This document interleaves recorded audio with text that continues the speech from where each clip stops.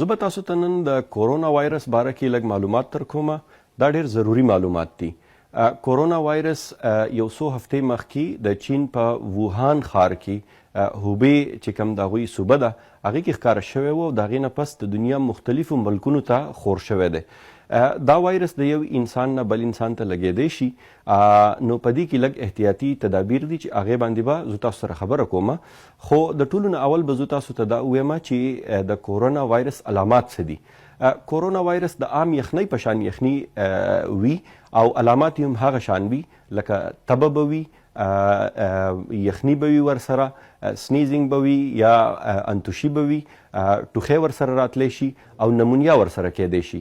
په زیاتو خلکو کې خو دا وایرس د دې دا بیماری چې ده دا په خپله باندې سیټل شي، خو په ځینو خلکو کې دا بیماری ډیر شدت هم اختیارولی شي.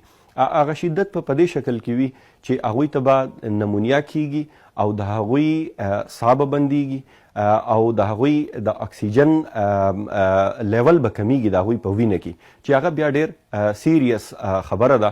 نو که داسې کیږي چې یو کس ته اول یخني لګېدلی وي او د داسې کس سره کانټیکټ راغلی وي کمی چې د هغه علاقې نه راغلی کم کې چې دا وایرس و، نو بیا دته ډیر زیات احتیاط پکار دی.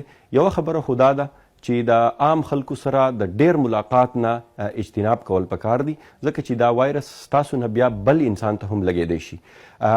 خو په دې کې بله ضروري خبره دا ده چې که فرض که تاسو ته داسې علامات وي نو بیا تاسو خپل ډاکټر له ورځئ چې هغه ستاسو معاینه وکړي او د دې دپاره چې کوم مخصوص ټسټونه دي چې هغه ټسټونه وکړي.